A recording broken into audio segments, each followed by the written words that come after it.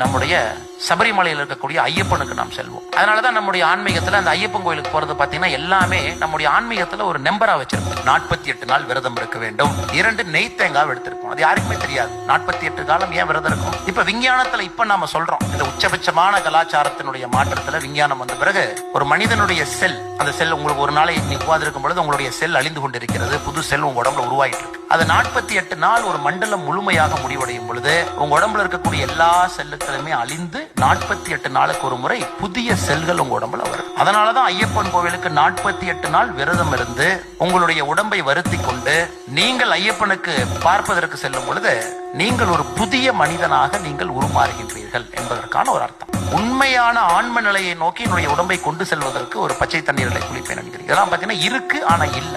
பக்தியில சொல்றான் detached attachment. எல்லாமே இருக்கு ஆனா அதுல ஒரு டிட்டாச்மெண்ட். ஐயப்பனை பார்ப்பதற்கு முன்பு முதலாக நீங்கள் ஐயப்பன் கோவிலில் பார்ப்பது தத்மவசி என்கின்ற ஒரு வார்த்தை. தத்மவசி என்றால் நீ யார் என்று நினைக்கின்றாயோ நீதான் அது என்கின்ற ஒரு அர்த்தம்.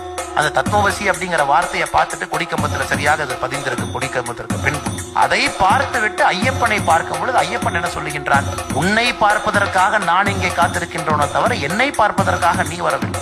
உன்னை பார்ப்பதற்காக இந்த சபரிமலையிலே அந்த ஐயப்பன் காத்திருக்கின்றான் ஒரு வேடனாக என்பது பொருள். அது இந்த இந்து வாழ்வியல் முறை.